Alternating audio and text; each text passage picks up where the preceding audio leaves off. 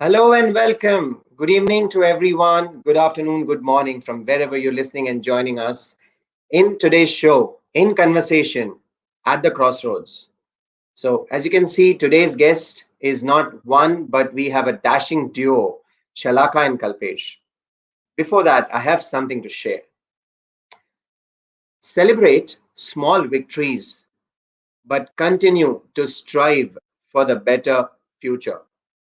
This will smoothen your path towards bigger successes. Have a smaller celebration every time you achieve a small milestone. Gift yourself something. What can that gift be? It can be as small as a small chocolate or a t shirt or a shirt, but learn to celebrate and enjoy. Always have an eye of opportunity because we are all surrounded with adversities, which are the founding stones of opportunities. Someone else's problem can also be an opportunity for you to serve and grow in life. You can step in and solve their problem, and you never know, you can achieve something great out of it.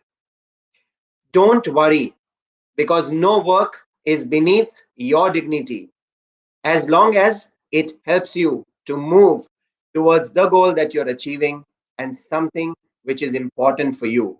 And at the crossroads, remember, friends, these are the only things which stay with us: self motivation, self confidence, and above all, gratitude.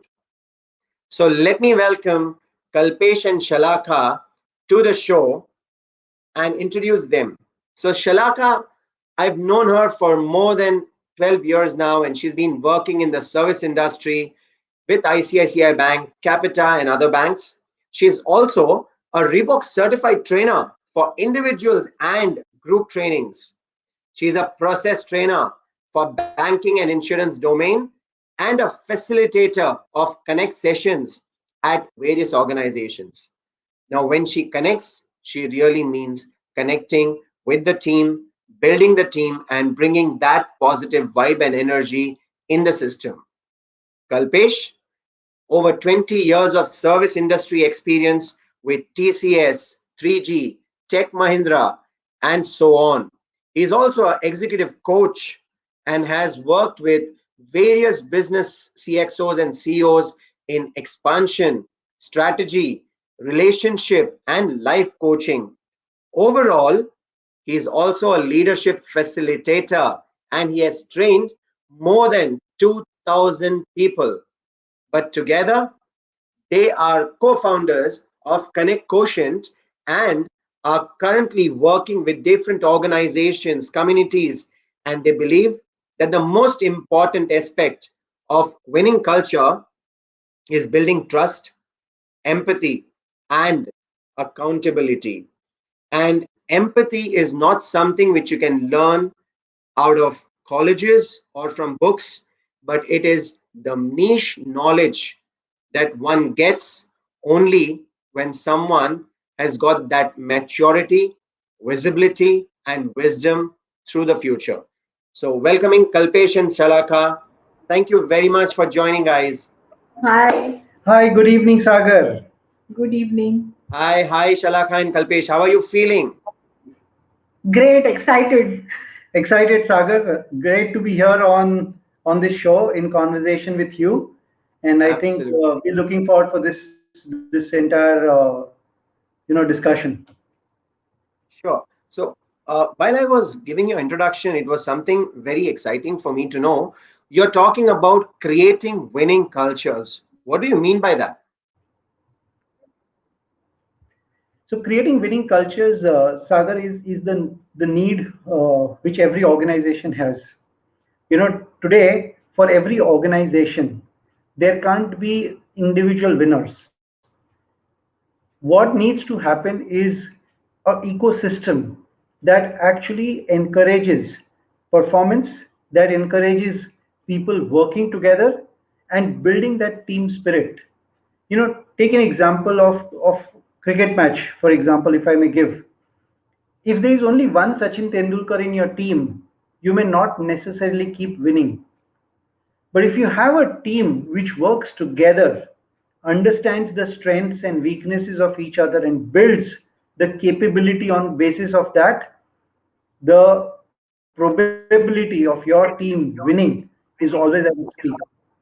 What we're doing is replicating that learning and that analogy into the corporate world with three pillars, as you rightly said in the introduction, which is trust, empathy, and accountability.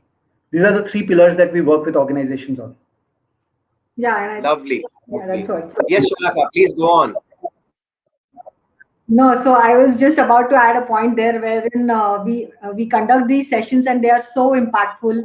To just give you a small brief example of empathy workshop that I did with a few corporates, we actually made them empathy means putting into or going into somebody else's shoes, and that means we actually made the participants exchange shoes and spend some time with each other as to how their roles would be, and it was a fantastic session. So I just wanted to add that point.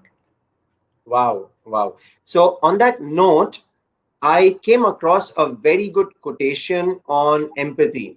I'll read it out with your permission. So, it read as: opinion is really the lowest form of human knowledge. It requires no accountability, no understanding, and no responsibility. The highest form of knowledge is empathy, for it requires us to suspend our egos and live in another's world. It requires profound purpose larger than the self kind of understanding, and that is shared by Mr. Bill Bullard. So, such an amazing statement of empathy, and the way you connected them, the way you asked them to, go into each other's shoes, that shows that you are definitely a dashing duo and a couple who can create winning cultures. So amazing. Thank you. Thank you. Now coming on Thank you, to sir. the most important point. What does crossroads mean to you? So I'll go first. So for me, it would be some small and big decisions that we have to take or give a step back and calculate the pros and cons, and then go ahead on the path that we choose. And we are responsible for the decisions that we make. I think that is what crossroads means to me. Okay.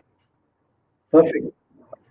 I think well said, Shiraka. And Sagar, if I want to just add, I think it's also it always comes to a point where I have to make a choice whether I go this way or this way, and it can be in the simplest of the things that we do or the most difficult things that we do. So the problem, the crossroad is about your ability to make that choice and then stay with that. So I So think if I that's can what summarize, crossroad. fair enough. So if I can summarize what you both said, it's very easily understood that the crossroads mean to you is a choice, a path allowed to be taken, a choice, a decision where we can take the ownership. And that exactly, Kalpesh and Chalaka, is a point where people are not able to take that choice, is because people are afraid. What will happen if I do this? What will happen if I do that? But the point is, you will only know the answer when you take that path. You will only know the answer when you go that road, and you will only know the answers when you take that thing. So rather than thinking and wasting time in selecting, I would rather say select the road, choose the road, be there, fail, fair enough.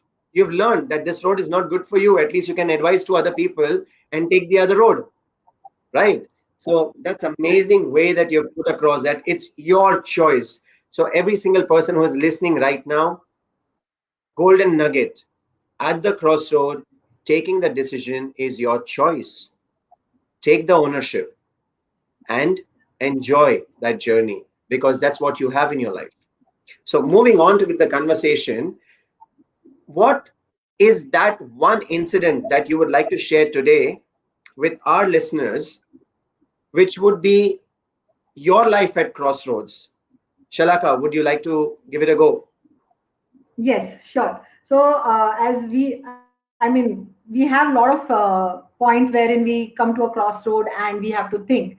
One of the things when I was thinking about that I faced in my early college days, I would like to share. It was a little bit of a setback to me when it happened. So, I had developed this skin disease, which is vitiligo. Okay, and so when I and it developed overnight, and I went to college the next day, and everybody was very they were asking what it is, and they started teasing me, and it became an everyday thing almost for 3 4 days, and it was really bad. I couldn't continue going to college. I was crying a lot. I didn't want to attend, and I didn't want to complete my education. And um, and that's where I thought, as we said, whether I want to continue this education, whether I want to go do it. And I thought that there is a solution to it. There was not much of an awareness at that time, but what I thought is it's not going to go overnight. Okay, I need to be determined because I need to complete my studies. It's just a cosmetic thing. There is no other problem with that. With today's awareness, there is so much of information available. But at that time, it meant so much to me. It was so important that there was no other world existing and I just couldn't go out. And when I look back to it today, it I really laugh it off. I feel, oh, I shouldn't have made such a big fuss about it. But what I like to share with people around when you are asking is the courage. My biggest takeaway was to stay determined to really withstand that whole thing. So there were people who were supporting me, the kind of medicines and things that I had to do. There were a few of them who supported me, but there were many who would question, who would tease, and I have really cried. But after a period of time, I got over it. I said, no, this is not my focus. Let them speak. Stay determined because I want to complete this. And I think that is the biggest takeaway as to you step back, think rationally. You will feel low, you will feel bogged down about it. But the moment you cross, after a period of time, you will know that it wasn't important to hold on to such a thing and ruin your life further. So I think that was one of the things where I was contemplating whether I should continue my education or should take a break for some time. So I think that's what I wanted to share today. Wow. I mean, I can actually see that you're sharing something with us where even Kalpesh is looking with a lot of love, passion, and surprise to you. And Right. I think he was trying to, assimilate your emotions. And that's exactly the show is all about, sharing your emotions with the world and letting them know that they're not alone. So thank you, Shalaka, for sharing such a intimate story that you had. And how beautifully you said that it was just cosmetic. I mean, today we look at Yes. people, if they get one pimple or, a little bit of skin tone change, and they just disappear from social media. They want to won't go up, or there are also incidents of body shaming, but that's a part of life. Your acumen, your intelligence does not change just by one pimple on your face. Of course, one pimple would not be a crossroad, but when you're talking about a skin disease which is very, very visible, it Yes. affects everyone. Yes. So kudos to you and kudos to the courage. So the Thank golden you. nugget for today was courage. Take that courage to step on that road, and the world will bow down to you. So over to you, Kalpesh. Great. So, Sagar, I want to share my takeaway from what Shalaka shared actually. I think, of course, one was the courage, the determination. But I think what is my takeaway from what you shared, Shalaka, is that ability to, to just step out, look at what it is, and then make the decision, then make the choice. And the second part of the takeaway is that the crossroad is here actually. Yeah. The crossroad is not out there. So the crossroad was here, whether I should do it, not do it, how do I face, how do I not face. And from, I think, uh, uh, Sagar, I should compliment her because I think she shared it in a very, in a very happy-go-lucky manner right now. But from what I know is that that was one of the most traumatic phases of her life. Yep. But now if I look at, I think it's here, and I think that's the biggest takeaway that I'm taking from your sharing, Shalaka. Thank you. Yeah, Okay, absolutely, so Kalpesh, because everything happens in the mind, even the First World War, even the Yes. bulb, or even the Second World War, everything happened in the mind of someone before it was out. So even before you are at the crossroad, as you rightly said, it starts here. Yes. Yes. perfect. And so Sagar, if I may take to share on one of my crossroads, I think one of my biggest crossroads in life was the time when my mom expired. So I was about 24, 25 years of age. I was in my, I think, the second job after my MBA, and and I had gone to Chennai for my, there was a reason why I was in Chennai on that day, and I received a call that mom is unwell and you need to take the first flight and come back home to Mumbai. To give a little background, you know, touch wood, we were blessed, but there were a lot of dreams that my mom had which were unfulfilled. And at that time, my entire dream, I had just completed MBA 1 year back and I just, gotten to the job. This was the second job I've taken up. And the entire focus was, okay, mom, we're going to buy a new house, where we'll have a lot more comfort. Uh, I'm going to get something very precious for you, which you've been dreaming of. I know you want to sit in the flight, and one day, very soon, I'm going to take you and Papa with me, and we're going to go on a flight tour. And those were the dreams that I had. That I'm in the job now, and maybe in a year or two, I'm going to start. That's my first thing that I'm going to do as a payback. On that day, on the 23rd of July, 2000, I reached Mumbai at about 8:30 in the morning with the first flight from Chennai, and I reached the hospital, rather just reached my uncle's place, which was about 800 meters from the hospital. And my uncle was standing down there, and he just said that, Kalpesh, she's no more. And I was numb. I had my friend, who was standing there, Amit, because they didn't want me to go alone, walk down those 800 meters alone. So Amit walked with me for that 800 meters. And all I remember in that 8 minutes that we walked, I have not spoken a single word apart from just smiling. Not a single drop of tear, not a single word. I reached the hospital and everybody was scared that I'll break down, but somehow I didn't. And I just held the courage to take care of my father, my sister, and all of them around. And we all managed the situation very well. They're all my pillars, and they still stand by me today. But in that moment, what was devastated for me was, what do I do now? Because my entire dream was to fulfill her dreams. I mean, the whole focus during MBA or changing my job or going out to Bangalore and then from there to Chennai, and what the whole focus was that, okay, you know what? I want to earn a decent amount. I want to get my family a comfortable life. And here I am, the person who mattered the most to me is no more. And at that point, I think the only thing that helped me, Sagar, was, what do I need to do next? And that constant question of what next, what next, what next, what next actually has become a philosophy for me in life. There are a lot of times where I don't know how will my future occur, 2 years down the line, 5 years down the line, 10 years down the line. I have a vague idea, but sometimes I'm not very clear and with a crystal clear goal that this is what I will be 10 years down the line. No, I am an explorer. I like going and wandering and having adventures. And the approach that I always have in whatever situation I'm in is, what's the next step?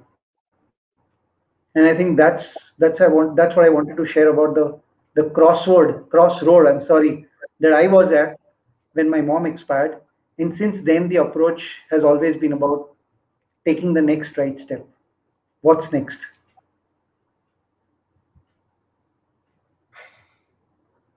Wow.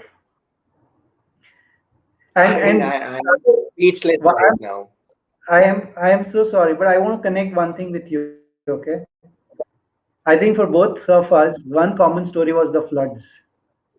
Yeah. So your story of floods took away everything that you had, you and your family had, and what you all had to deal with, even the risk of your mom and your brother, which you've mentioned in the book. For me, it was the same time of the rainy season where water had gone into our house, because of which my mom got leptospirosis, and because of which she was gone within 24 hours. So we've both lost something that was very near and dear for us during that time, but we've learned something and we've moved on. Yeah. I mean, I am moved, Kalpesh, because it takes a lot of courage. I mean, I'm at loss of words right now. So yeah, but it definitely takes a lot of courage, to go behind a dream, to go for something somewhere, and in midst of that dream, you lose the sole purpose of your dream. Yeah. I mean, there couldn't have been a difficult crossroad which I came across than this one, because you're aiming for one thing, and that the only thing is taken away from you. So kudos to you, kudos to you. And yep. So going on with that, you talked about having the dream of competing and placing her in flight, and when Shalaka was talking about courage and do it and the right mindset.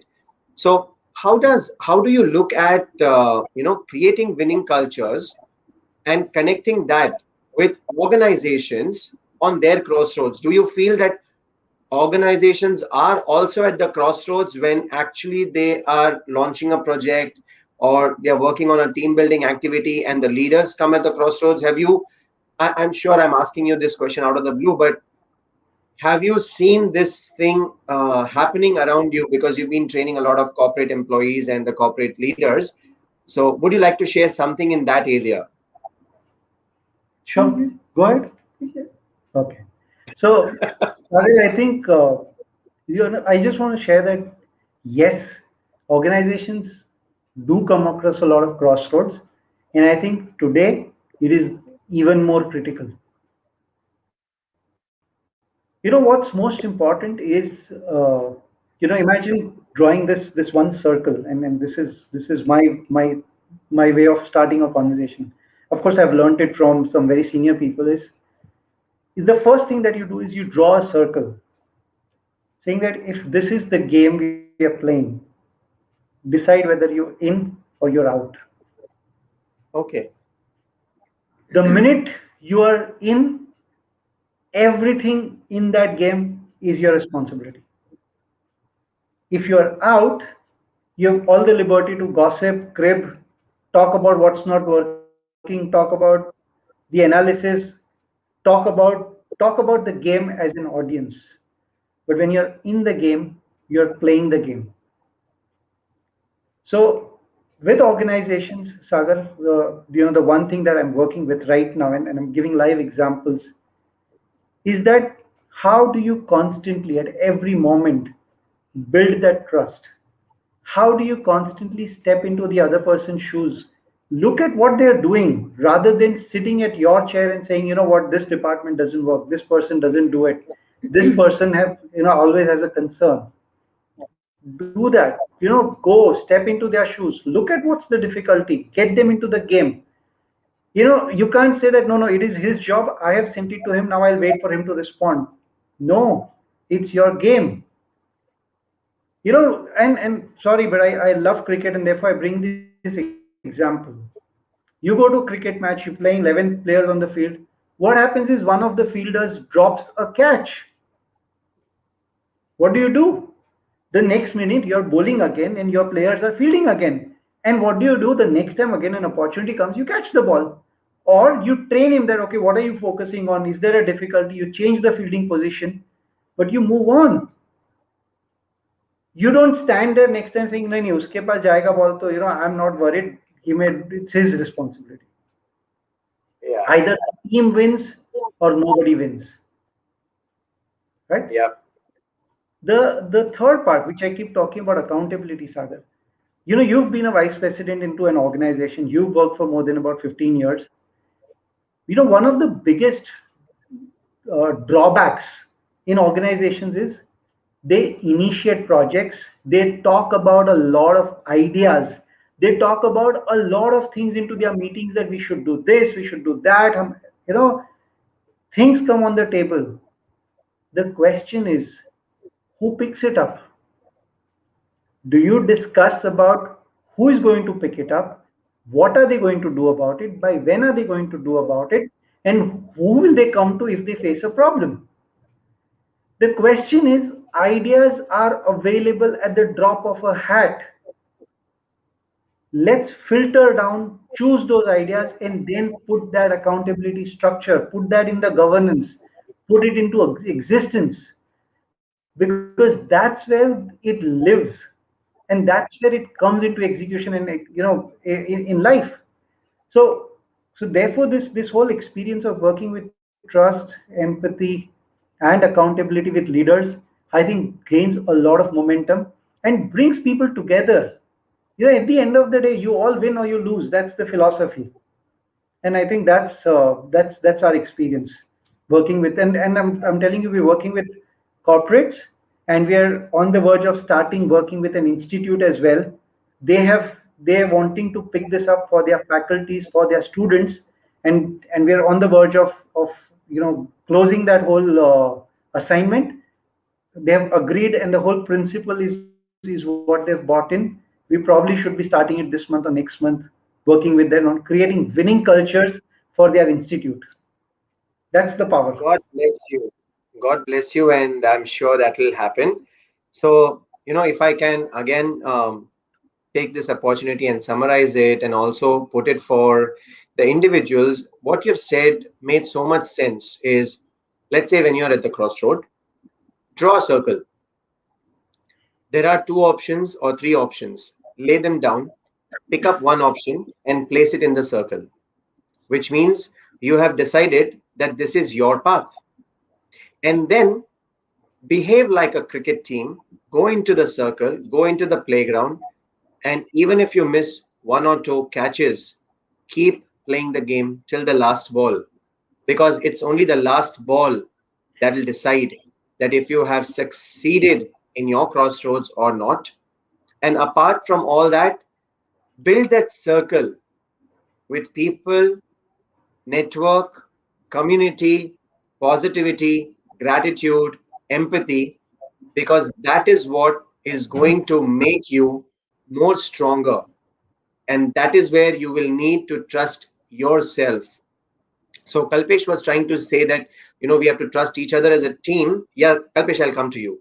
So we are talking about trusting each other as a team, but when you're at the crossroad, you have to walk all alone. So if I take that analogy of the circle and the cricket team and put it into the crossroad thing, you have to trust yourself. And if you don't trust yourself, the world is not going to trust you. And that's my takeaway from what Kalpesh said in the context of winning cultures at the crossroads in the corporates. Yes, Kalpesh, you wanted to share something. Right. I just want to add something to what you said, Sagar. Is that in that circle, when you step in as a player, no, you beautifully said, build your network, build people around you who support you. I will only put that in the same context. Get people into the game, because the more and more people who are sitting there in the audience will analyze, gossip, put comments, throw things at you. But more and more people who step into your game become your player, become the the people who are supporting your cause and help you take it to the winning point. So just wanted to add that to what you said. Absolutely, absolutely. Very well said. And that's why I think you have brought in Shalaka with you in everything that you do. So the home ministry is with you, and she's there as your support, which I know because we've been together at LinkedIn Local Navi Mumbai. We've been together in few of the other events, and I've seen Shalaka in action, and she's definitely a pillar, a support, which is keeping you, through everything. So, Shalaka, would you like to share something from your side?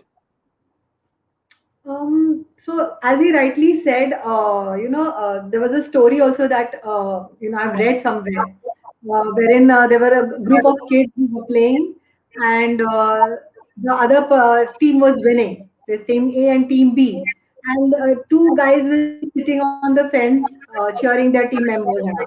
And then there was some person in the audience. He came to that guy and saying that, "Why are you cheering off? And you're about to lose." So he says, "Yeah, but still the whistle has not yet blown." And that's so true. And what Kalpesh said, I loved it, wherein he said that get more and more players because they are aligned with your thoughts. They would not think about judging and things like that. And that's such a win win situation. So I think I Yeah, second that thought. Yeah. yeah. But to add with a pinch of salt in life, you will get people who will gossip. Yeah. I mean, I've seen it in my life, I'm sure you have. And Yes. actually, those people who pull you down, or those people who gossip with you, or who challenge you, are your best Yeah. friends is because they push you to the limit. They push Yes. you to that button where you say, "अब तो मैं दिखा दूंगा, अब तो मैं करके दिखा दूंगा." So Correct. sometimes I am a diehard optimistic. So if someone comes and hurts me as well, I'll say, fair enough. There is something hidden which I'm not seeing now, but yeah, thank you very much.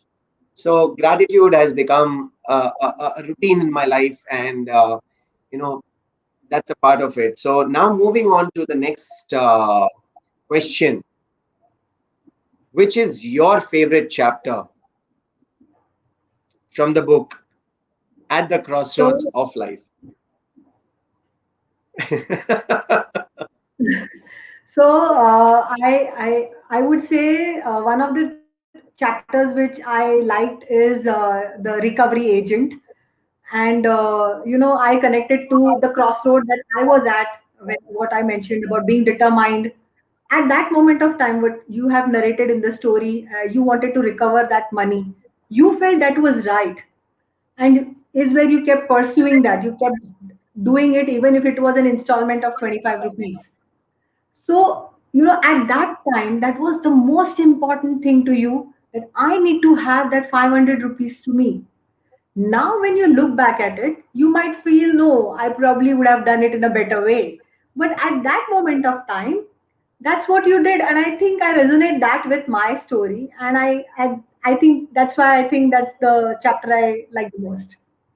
Yeah, I mean, if I recall that, Shalaka, I hilariously laugh is because for 25 rupees running around for like so many days, and it was like in Bombay language like a Vasuli Bhai going around, and now when you look at those things you actually laugh, but those were the traits, those are the values, those were the sentiments with the money, that the desire that you had. So Yes. yeah, very well connected, Shalaka. So same question goes to you, Kalpesh. What is your favorite chapter from the book and why? So, if you give me an opportunity, I would like to talk about every chapter because I think there's something that I have in each chapter that I resonated with. And secondly, to let everybody know, I am from the first 10 buyers of this book.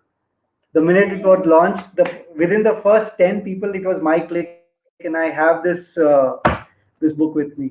So, and Sagar, I think I told you this, so I want to mention this. This is the book that I've read fastest amongst the hundreds of books that I've read. I just couldn't put my hands off this 2 days in a row, and I completed the book. Yes, I know. I have my comment there in the acknowledgement. So Sagar, what I really liked, or rather, if I may say, the favorite chapter. was your first chapter. So the first chapter, when you're talking about, how your mom and your brother felt, how you all as a family went through that trauma at that point in time, and then when next day you all came together, and the only thing you all hugged and said, okay, you know what, we're blessed that we're all fine. You're alive. Yeah. Yeah. I think I always go back, and I think I've read that chapter 2 or 3 times because I lived those emotions, I lived those values, and I always keep saying to everybody around me that what's the most important thing is that we are together. Yes. Till the time we are together, we are in the game together. Everything else will come and go. What we need to do is stay together, stay blessed, and work hand in hand. And that spirit, which I've seen, and it takes courage. I hats off, kudos to your mom and your brother at that time to just make a decision that lock the house. Now we can't save anything. Just let's get out, because otherwise we are going to get drowned. I know of how heavy the heart would have been. I mean, I get goosebumps when I'm talking about it. I got goosebumps when I was reading the book. The second incident where you've shared that your father was stolen of that 1 lakh rupees that you sent from UK, and devastating, right? And then 3 hours, uncle was not available. I mean, yeah, boss, you should be okay. And I love that statement. I think where you've mentioned, I don't know whether it was in the book or when we launched the book, that sometimes you need to be the father of your father. And where you're telling your father that, okay, it's okay, it happens, we'll find a way out. I think these are a couple of chapters which resonated very well with me, and hats off to you, to uncle, to auntie, to Mayur, to all of y'all, the way y'all have come back. I mean, nobody can relate that. Oh, was this really true? Was this Sagar and Mayur's life? I mean, is that what you went through? But yeah, here they are, the superheroes, the super gems, and absolutely congratulations to you. Yeah. So, a lot of gratitude to everyone, but let me also spill out one of the secrets for people who have not still read the book. The seed of the book was sown in LinkedIn local Navi Mumbai. So it was a day of, summers, and me and Mansi went to LinkedIn local Navi Mumbai, and the theme was, the art of appreciation, where Mansi was a speaker because she had just launched her stint on LinkedIn, which was about LinkedIn Wonder Woman and showing gratitude to the woman in your life. And while she was speaking, and we had that conversation, and LinkedIn Local was a place where the seed of the book was sown, and you know I started really thinking about writing a book, or I really got the push of writing the book. So that's how communities play the role in your life. So LinkedIn Local Hyderabad, LinkedIn Local Navi Mumbai are the communities which have made a lot of difference in our lives. So have communities, build communities, create that circles of trust, and you will have winning culture, winning teams in your organization. Any parting comments from Shalaka and Kalpesh? Please feel free to share. Nobody unscripted. So go ahead, please.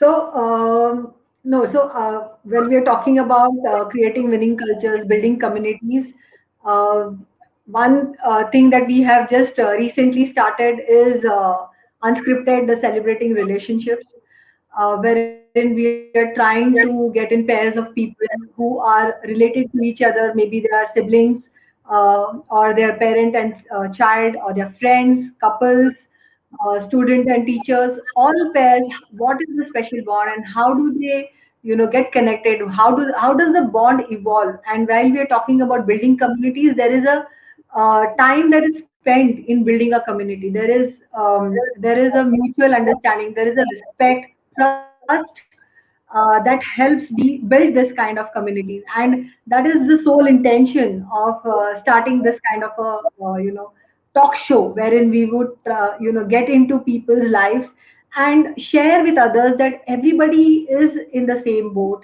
and we are there in it together. So there is nothing to be scared of. People get a platform to share their innermost feelings, and it looks easy. It is not a very daunting task for an everyday individual and the current scenario where people do not get to share their feelings with each other. So it's just a ray of hope that we want to create, that it's possible and we'll all get through it. So I Lovely. think those are my thoughts. Yeah.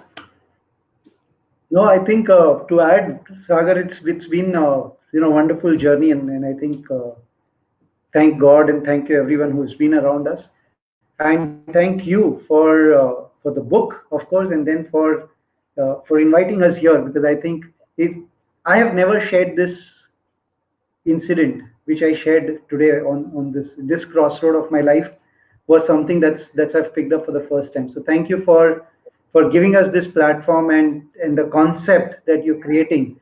I think it's connecting lives. Giving it's giving us a platform to show our Sure. vulnerability. Stages where we probably felt weak on our knees, and from there, take on what's the next right step.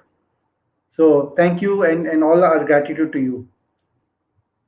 Lovely. So, as we always share it in our show, to all the listeners who have joined now or who are listening later, please remember the power of collective prayers. We are all going through tough times right now, and by sharing our prayers with everyone who needs it, sitting as a family and praying it for 5 minutes, and this just letting that prayer go out to the universe, it will help people to get cured faster, which will help people on the front line to have that strength and emotional well-being. So, my request, sit with your families and have a collective prayer for everyone who is out there and struggling for any emotions that they're going through. So thank you very much for joining us. Thank you, Kalpesh. Thank you, Shalaka, and see you soon. Thank Thank you. you so much. Bye. Bye.